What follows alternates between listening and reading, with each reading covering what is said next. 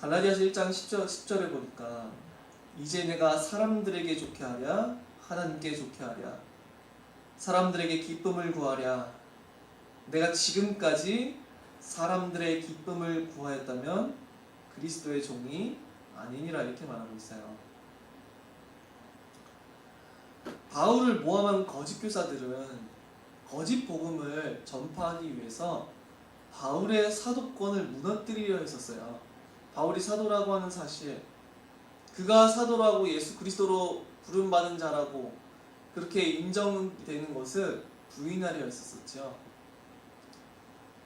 그러다 보니까 그들은 바울을 어떻게든 모함해야 됐었는데 바울이 사람을 좋게 하는 사역자라고 이렇게 소문을 냈던 것 같아요.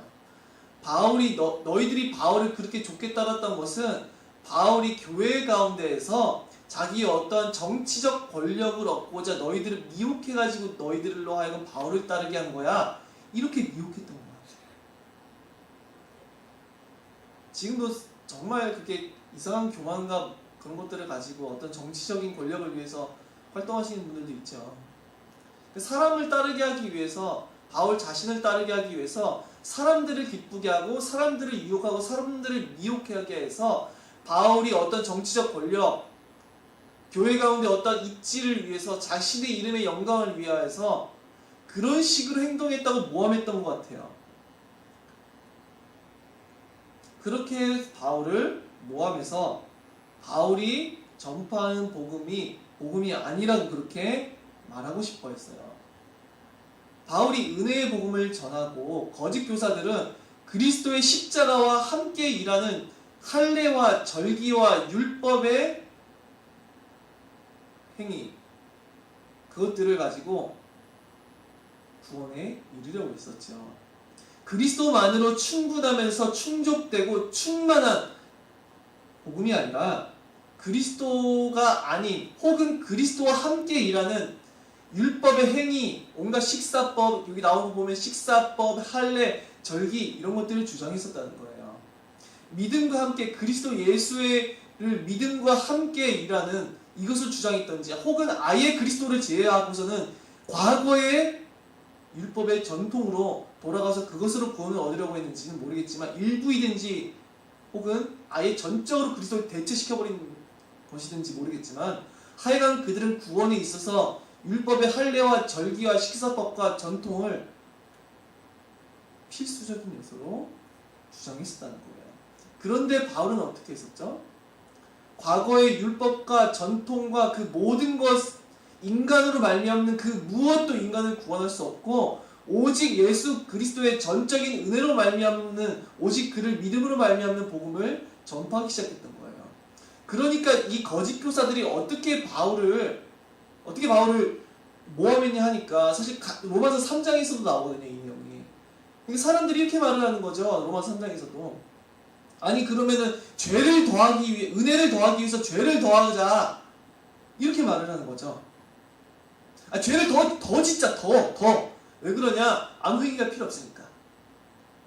그 율법 회기론자들이 지금 그렇게 기독교를 오해시키고 있어요. 그런 식으로.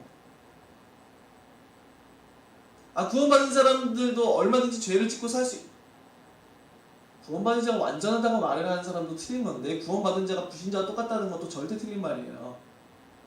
전혀 달라요. 그리고 그들은 주님 배울 때까지 평생의 싸움이 남아있어요. 매일의 싸움이, 매 순간마다의 싸움이 있다고요. 근데 그런 식으로 이제 바울이 마치 율법 회기론자인 것처럼 이 시대의 율법 회기론자들은 복음을 수호한 사람들이 아니라 다 거짓말쟁이들이죠. 근데 바울을 그런 식으로 모함하는 거예요. 로마서 3장에서도. 바울이 은혜를 더하고자 죄를 더 짓자고 이렇게 말한다. 그런 식이라고 바울을 모함하는 거죠. 근데 아마 갈라디아 교회에서도 이 거짓 교사들이 그런 식으로 바울을 모함하면서 바울이 너희들에게 율법의 행위가 필요 없다고 말을 하는 것은 너희들을 좋게 하기 위해서, 너희들을 만족해 하기 위해서, 너희들을 기쁘게 하기 위해서야 이렇게 말을 했던 것 같아요.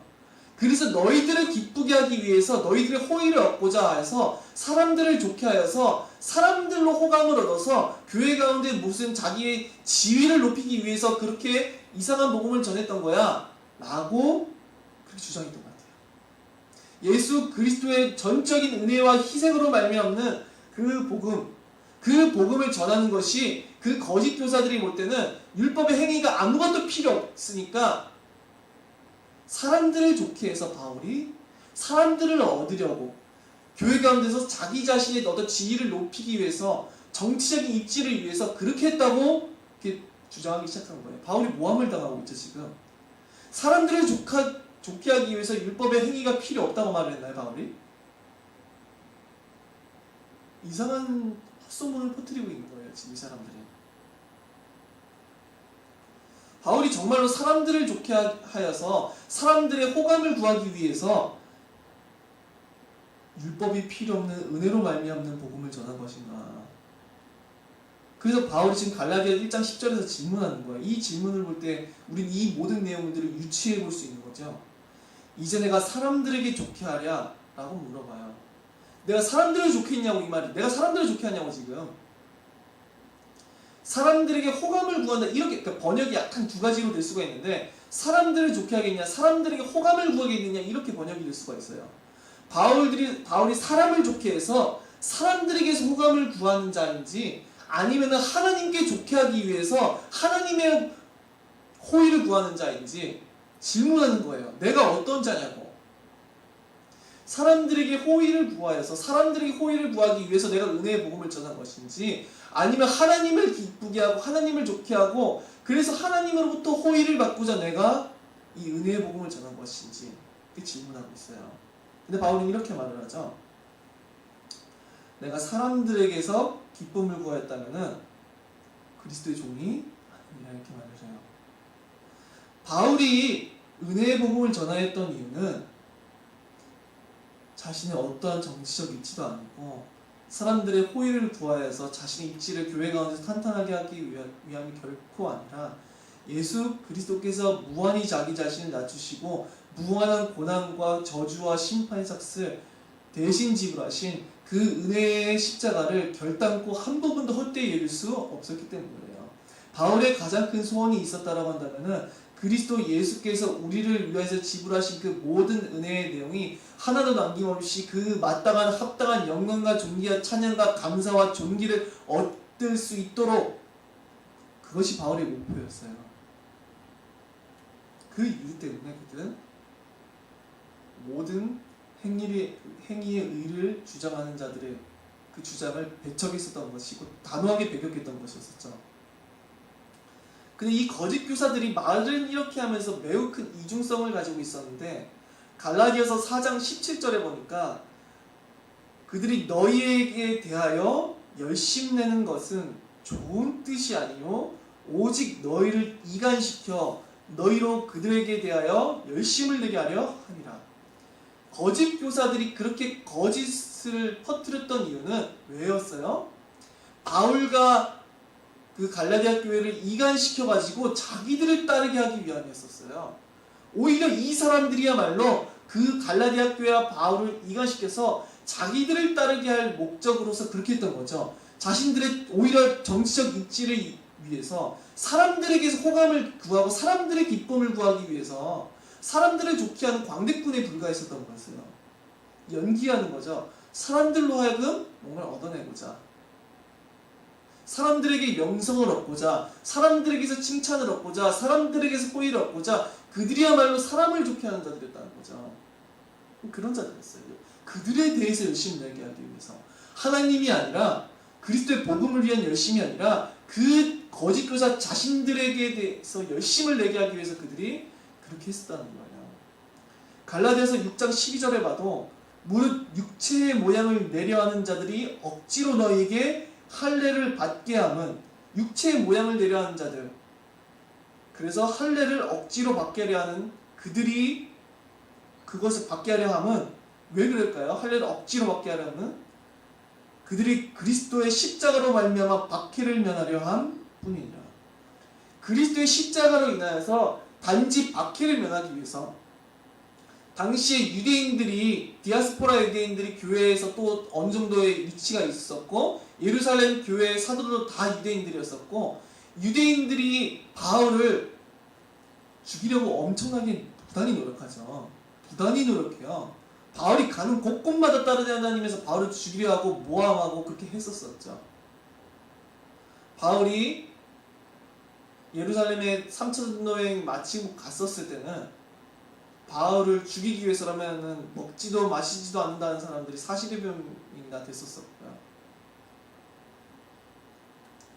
근데 이들은 그런 박해를 받지 않기 위해서 너무나도 쉽게 율법의 행위와 그리스도의 복음을 섞은 거짓된 복음을 전파했었다는 거예요. 그들의 명성을 위하여서, 그들의 박해를 면하기 위해서 그들은 복음을 너무나도 쉽게 변질시켰다는 것이죠. 바울이 그래서 갈라디아서 5장 11절에 보니까 형제들아 내가 지금까지 할례를 전한다면 어찌하여 지금까지 박해를 받으리요 그리하였으면 십자가의 걸림돌이 제거되었으리니. 내가 갈라디아 교인들이 말을 하는 거예요. 거짓 교사들은 바울이 오히려 그렇게 해서 사람들을 얻으려고 그렇게 했다고 거짓말을 치고 있는데, 내가 할례를 전한다면 어찌하여 지금까지 박해를 받으리요. 바울은 오히려 할례와 옛 율법의 전통을 배격하고 오직 예수 그리스도께서 전적으로 이루신 그 은혜의 복음, 믿음으로 말미암는 의를 전하였기 때문에 모든 유대인들로부터 평생토록 박해와 고난과 모욕과 모함과 온갖 육체의 고난을 당해야 했어요. 근데 바울을 향해서 오히려 바울이 그렇게 했던 것은 너희들을 좋게 하기 위함이다, 이렇게 말을 하고 있는 거예요. 바울이 자기를 변호하는 거죠. 갈라디아 교회에. 내가 과연 할례를 배격함으로 인하여서 내가 사람들을 얻었느냐, 아니면 사람들로부터 박해를 받았느냐. 내가 사람들을 좋게 하기 위해서 할례를 제외시킨 거라고 한다면은 내가 어찌 박해를 받았겠느냐, 이 말이죠. 내가 할례를 배제시킴으로 인하여서 율법의 전통을 배격시킴으로 인하여서 오직 예수 그리스도께서 이루신 그 은혜의 복음으로 말미암는 전적인 그 의, 그것을 전파함으로 인하여서 내가 도리어 지금까지도 박해를 받고 있지 않느냐, 자기를 변하고 있는 거예요. 그리하였으면 십자가의 걸림돌이 제거됐으니, 이 말은 자신이 전파하는 예수 그리스도의 십자가가 그럼 아무도 거리낌 없이 십자가를 받아들였을 거라는 거예요, 유대인들이. 왜냐? 율법의 전통과 은혜를 같이 전파하니까. 그러나 바울은 모든 것을 배제시키고 오직 그리스도로만 전적으로 말미암는 은혜의 복음을 전파하였어요. 이 그리스도의 십자가의 걸림돌이 제거됐다는 것은 바울이 복음을 변질시켜서 유대인 가운데 전했다라고 한다면 더 쉽게 박해 없이 그들이 받아들였을 거라는 거예요. 그러나 그것은 복음이 아니지요. 갈라디아서 6장 13절에 보니까 할례 받은 그들이라도 스스로 율법은 지키지 아니하고 너희에게 할례를 받게 하려 하는 것은 그들이 너희의 육체로 자랑하려 함이라. 할례 받은 그들이라도 스스로 율법은 지키지 아니하였어요. 정말 웃기죠. 할례는 주장하는데, 식사법은 주장하는데 정작 율법에 더 중한 바 그것은 지키지 않아요. 이 사람들이 온갖 악은 여전히 행하고 온갖 그 마음의 탐심과 욕망이 가득한데 율법을 주장하고 있는 거예요. 지들도 율법에 온전하지 않으면서.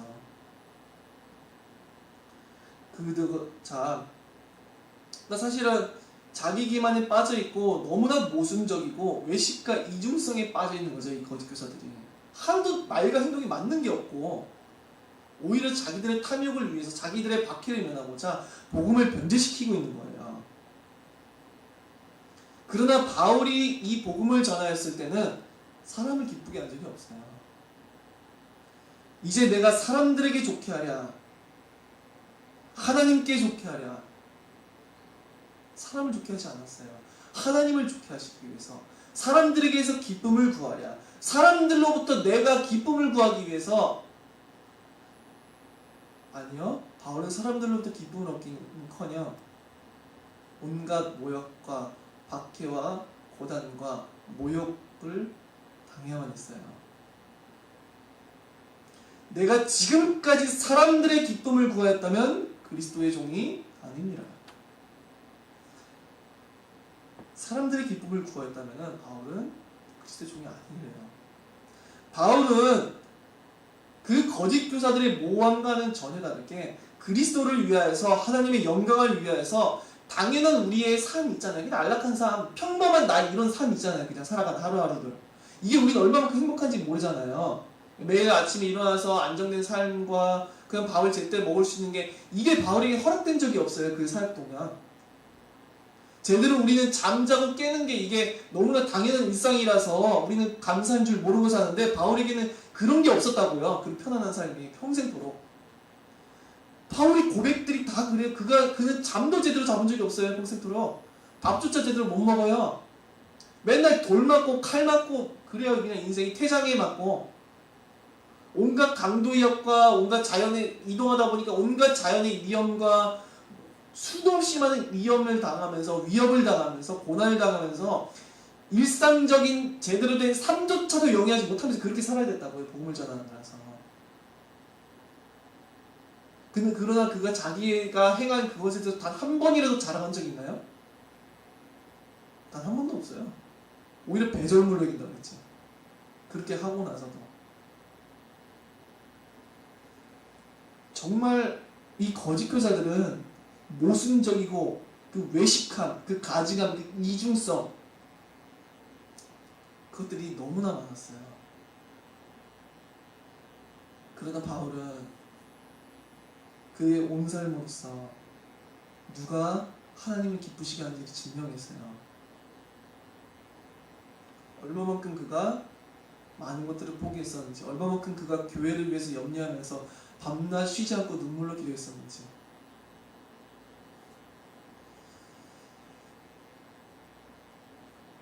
참, 그는 사람을 좋게 하는 사역자가 아니라 하나님을 기쁘시게 하는 사역자였어요. 사람들로부터 호감을 얻어서 교회의 정치적 권력을 얻고 자기를 높이고 자기 영광을 높이고 자기가 높아지고 자기가 사람들에게서 뭔가 위대한 사람으로서 칭송받는 자가 아니라 그리스도의 복음을 위한 자였었고 하나님의 영광을 위한 자였었어요. 그래서 그는 그 어떠한 박해 가운데서도 변질시킬 수 없는 복음을 전파했던 거예요. 바울은 과거에 바리새인이었었죠. 바리새인 중에서도 가말리엘의 제자였었고 누구보다도 율법의 열심인 자였어요.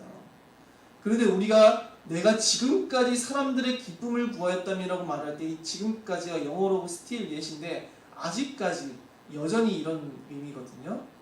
과거에는 바울이 이 단어를 볼 때 과거에는 자기 영광을 구했을 수 있었을 것 같아요. 어느 시점에 회심하기 전에 다메섹으로 가는 도중에 예수님이 환상으로 그를 부르시면서 그가 회심하면서 사도로서 세워지기 전에 율법에 속한 율법 아래에 있었던 바리새인에 속하였을 때는 여전히 자기 자신도 다른 유대인들과 마찬가지로 자기의 영광을 위하여 사는 그런 자였을 수도 있었을 것 같아요.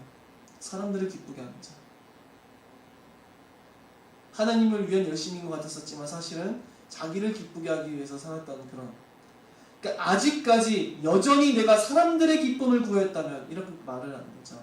그러니까 여전히라고 하는 것은 예전에 어떤 과거의 어떤 시점에서는 그랬었다는 것을 우리가 유추해 볼 수가 있죠.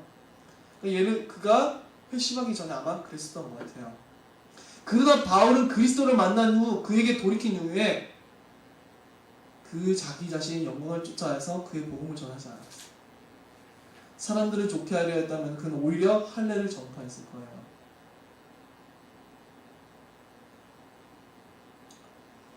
그가 그리스도께로 돌이키고 사도로서 부름받은 이후로 그는 자신의 영광을 위하여서 살던 사람들의 기쁨을 구하던 사람들을 좋게 하던 그 모든 삶을 그만두었어요. 자, 복음이라고 하는 게 사람에 따라 달라질 수 있을까요? 사람들의 취향에 맞게, 사람들의 원하는 필요에 맞게 달라질 수가 있을까요? 이 사람들의 입맛에 맞게, 저 사람들의 필요에 맞게, 저 사람들의 상황에 맞게 복음이 달라질 수가 있느냐? 그럴 수가 없었어요. 복음은 어떠한 사람과 어떠한 사람의 상황에 맞추고 그들의 원하는 말을 말해주는 게 복음이 아니고 그들의 필요성에 따라, 욕구에 따라서, 그들의 입맛에 따라서 변할 수가 없어요. 오직 하나님의 계시로 말미암는 이 복음은 그가 주신 대로, 그가 말씀하신 대로 전파해야 되는 게 복음이고 하나님의 말씀이에요. 그죠? 절대로 변할 수가 없고 절대로 변질시킬 수가 없어요. 그 누구도 그럴 수가 없어요. 그러나 이 복음은 모든 사람들의 다양한 필요성, 그들의 욕구, 다양한 입맛에 맞게 맞춰줄 수 없을지는 모르지만 그것을 뛰어넘는 더 큰 지극히 영광스러운 것을 주는 게 복음이죠. 그래서 구약의 선지자들이 그들이 듣든지 아니 듣든지 여호와의 말씀을 있는 그대로 구하였던 것처럼 우리는 사람들이 좋아하든 싫어하든 온전한 복음의 말씀을 변하지 않고 모든 사람에게 전해야 돼요. 이 복음은 절대로 사람에 따라서 변할 수 없고 사람에 따라서 변질될 수 없는, 바뀔 수 없는 복음이에요. 이 복음은 시대에 따라서 그 각각 다양한 사람의 계층에 따라서, 민족에 따라서 변할 수 있는 복음이 아니라 모든 사람에게 동일한 복음이고 변질될 수 없는 복음이에요. 왜 이 복음의 내용이 변질될 수 없느냐 하니까 모든 사람이 죄를 범한 죄인이기 때문이에요. 그리고 이 복음이야말로 그들의 죄를 사하고 영광스러운 구원을 허락해줄 충만하고 놀라운 모든 하나님으로부터 오는 모든 은혜의 영광을, 자비하심과 긍휼과 영원한 선하심의 모든 것을 허락해줄 수 있는 유일한 길이기 때문이에요. 이 복음이 우리가 그냥 전파하고 하는 것 같지만 성령께서 분명 한 사람 가운데 역사하셔서 놀라운 복음의 영광스러움을 지속적으로 깨닫게 해주시는 것이죠. 복음은 육신에 속한 자들, 아담의 자손들, 성령으로서 거듭나지 않는 자들에게는 거리낌이 되는 내용이 너무나도 많아요. 하나님의 절대 주권에 대해서 모든 사람은 하나님 앞에 절대 순종해야 할 위치, 절대 복종해야 할 위치, 오직 모든 영광과 존귀와 찬양을 받기에 유일하게 합당하신 하나님, 모든 전 존재는 단 하나의 영광도 가져갈 수 없으며 단 하나의 칭찬과 명예와 명성도 가져갈 수 없으며 모든 전 존재는 오직 하나님께만 전 영광을 돌려야 된다는 사실, 모든 사람은 마땅히 하나님을 예배해야 되고 하나님을 예배하지 않는 것은 그 자체로서 죄라고 하는 사실. 왜요? 그가 극히 존귀한 무한한 영광의 하나님이심을 인하여서 모든 사람은 그의 피조물로 인하여서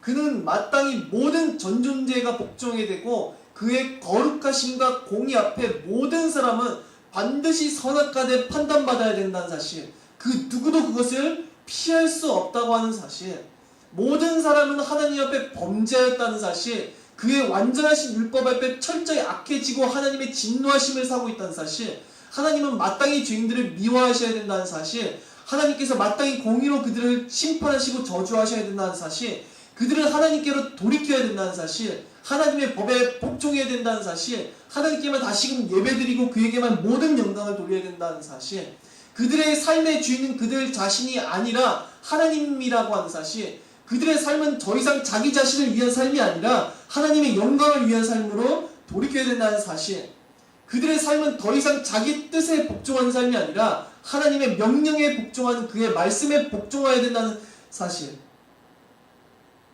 이 모든 것들이 사람들의 거리낌이 되는 거예요. 복음을 전해감에 있어서. 그러니까 이 많은 것들을 적당히 변질시키는 거예요. 은혜의 복음이라고 하는 게 사람들이 자기 자신이 단 하나도 구원이 있어서 자랑할 것이 없다고 말을 하면 기분 나빠할 그것이나, 여러분 아무 행위도 필요 없이 그냥 천국 가세요 라고 말하면 좋아하겠죠. 근데 여러분 스스로는 단 하나도 자랑할 게 없어요. 그리스도의 복음만이 영광을 받으실 거예요. 여러분의 인생은 그리스도께서 이루신 모든 것을 찬양하고 찬송하고 인정하고 사랑하기 위해서 살아가는 삶이에요. 더 이상 그 외에 다른 사람, 여러분의 삶의 목적은 없어요 라고 말을 하나요. 그리스도 안에서 우리를 구원하신 하나님의 그 은혜의 구원을 세세토록 찬양하기 위해서 여러분이 부름받았다고 말을 하나요. 이런 것들은 얘기를 안 하는 거예요. 그들이 여전히 과거의 습성대로, 죄악의 습성대로 살아가면서도 구원을 해주는 그런 은혜의 복음이라고 말을 하는 것은 괜찮으면서, 그러나 복음에 대해서는 변경시킬 수가 없어요. 그 어떤 내용도 변경시킬 수가 없어요. 사람들이 뭘 원한다고 해서, 무엇을 싫어한다고 해서 이 복음은 절대로 변질시켜서는 안 돼요. 모든 이 복음의 변증은 제가 볼 때는 그 특징이 뭐냐니까 그리스도의 십자가의 복음의 영광을 강탈해 가요. 제가 보면 정말 그래요. 하나님의 영광을 하나님으로께 돌아갈 영광을 제거하고 그리스도 예수의 십자가에서 행하신 그 놀라운 희생과 그 피값에 돌아가야 할 마땅한 찬양과 영광을 제거시켜 버린다고요. 이 거짓 복음들의 특징이 그래요. 모든 거짓 복음들의 특징이 제가 보기엔 그래요.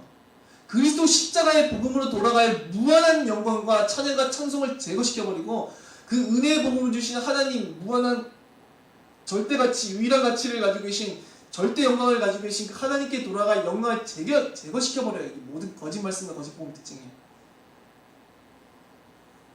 하나님만이 모든 영광을 받으셔야 돼요. 그리스도 예수 안에서 우리를 위하여서 베푸신 예수 그리스도의 놀라우신 모든 은혜, 모든 부분이 마땅한 사랑과 찬양과 찬송을 얻으셔야 돼요. 그게 우리를 모든 삶의 목적이죠.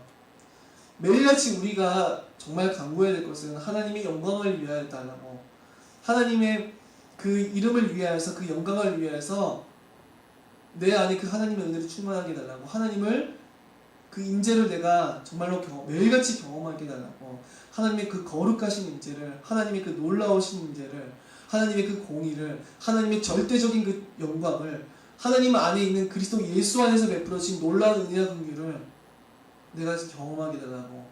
그래서 하나님의 그 영광을, 예수 그리스도 안에서 베풀어 주신 그 모든 은혜를 내가 그 모든 것을 마땅히 합당히 영광 받을 만큼 찬양하게 달라고, 감사하게 달라고.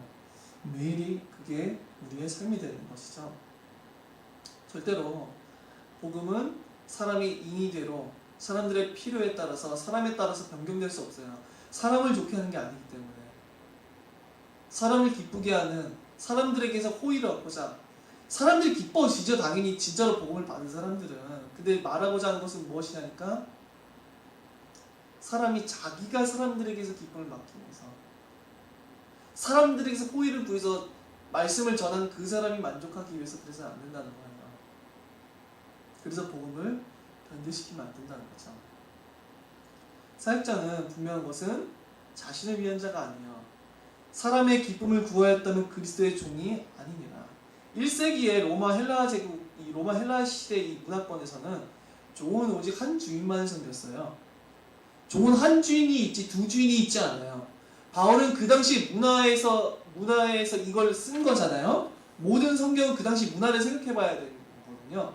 근데 그 당시에 헬라 문화권, 로마 문화권에서는 종은 한 주인만 섬긴다니까요. 그런데 내가 사람들의 기쁨을 구했다면은 그리스도의 종이 아니래요. 나는 오직 그리스도만을 섬기는 자인데, 오직 그리스도 예수의 십자가의 그 복음만을 섬기는 자고 그 복음을 높이는 자이지, 그 복음이 아니라 그 복음을 배제시키고 나를 높이고 나를 자랑하고 나를 인정받게 하기 위해서, 내 영광을 위해서 그렇게 향한 자라면 나는 그리스도의 종이 아니라는 거예요. 그리스도만 섬기는 자가 아니라는 거예요. 그는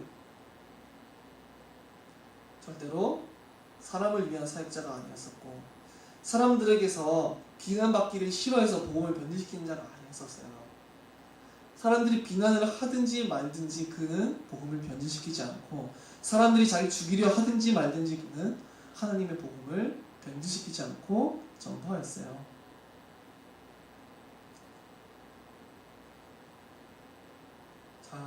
그리고 사역자들도 마찬가지로 복음을 변질시켜서는 안 되고, 사람들에 따라서 복음을 변하게 하면 안 되지만, 모든 복음을 듣는 성도들도 마찬가지로 자기 입맛에 따라서 이것은 듣고 저것은 취하고 이러서는 안 된다는 거예요.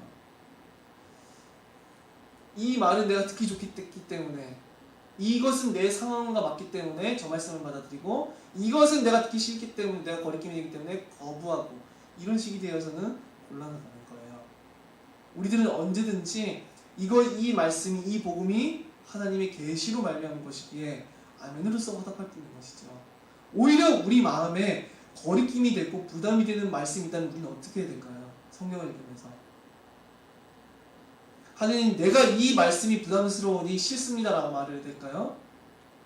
아니면은 하나님, 내가 이 말씀이 정녕 나의 말씀이 되게 하기 위해서 나에게 성령으로 충만하게 역사해 주시옵소서, 그렇게 기도해야 될까요?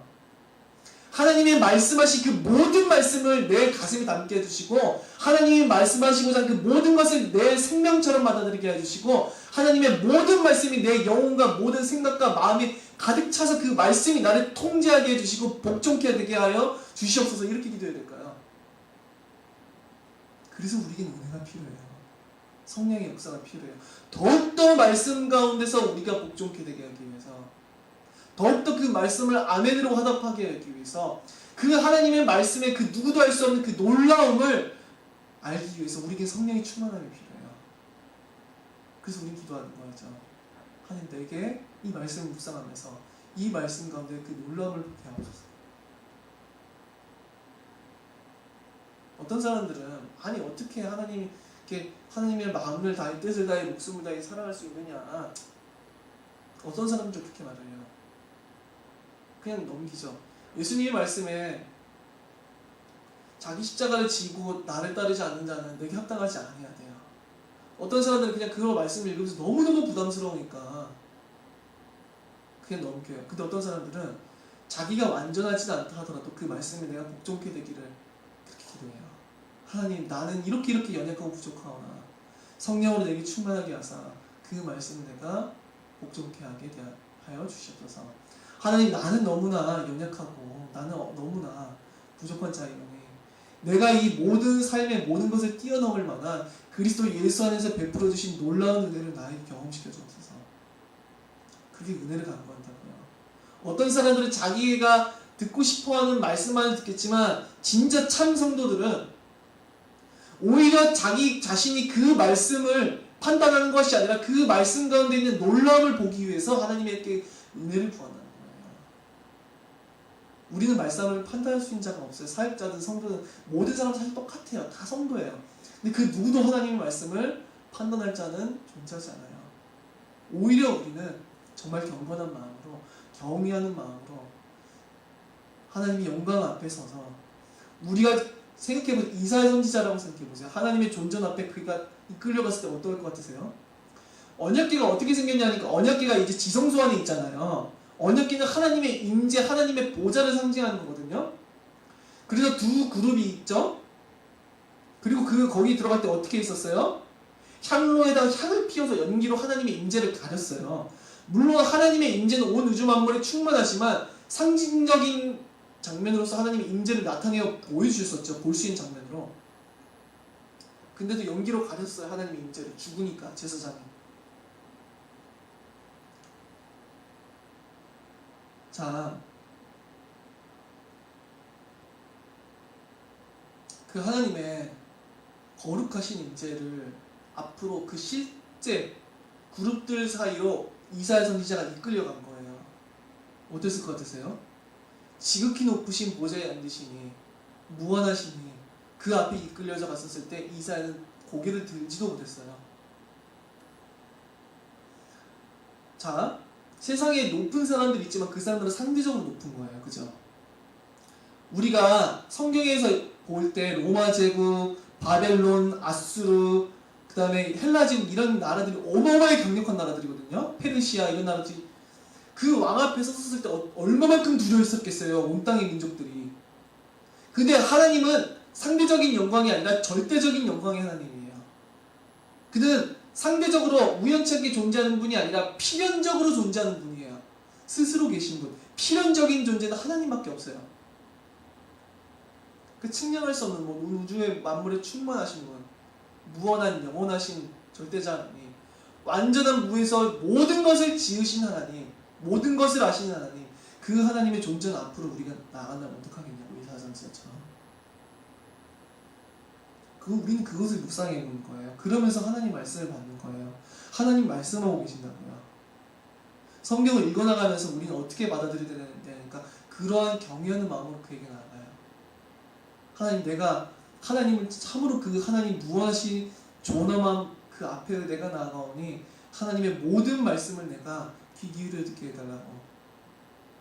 내가 단지 그냥 이 말씀 읽으면서 소설처럼 읽고 마는 것이 아니라 참으로 이 말씀이 지금 나를 지배하게 해달라고, 내 안에 역사하게 해달라고, 이 말씀이 나를 사로잡게 해달라고, 이 말씀이 내 삶을 사로잡게 해달라고 그렇게 간구하는 거죠.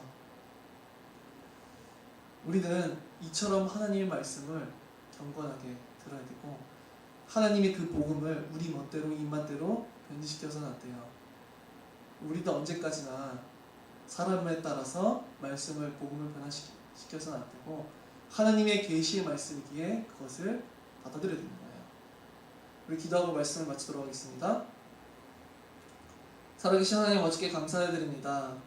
참으로 우리 주 예수 그리스도 안에서 우리를 위해서 베푸신 그 놀라운 은혜의 복음을 우리가 알 수 있도록 크신 은혜를 허락하여 주시옵소서. 하나님의 그 존전 앞으로 우리가 나아가 원하신 영광 앞으로 나아가 우리가 하나님의 말씀을 참으로 귀 기울여 듣게 해주시고 하나님의 복음의 말씀을 참으로 청종케 하여 주시옵소서. 하나님의 모든 은혜의 말씀으로 우리를 붙들어 주시고 하나님의 모든 말씀을 경외함으로 우리가 붙들 수 있도록 은혜를 허락하여 주시옵소서. 살아계신 우리 주 예수 그리스도 이름으로 기도드립니다. 아멘.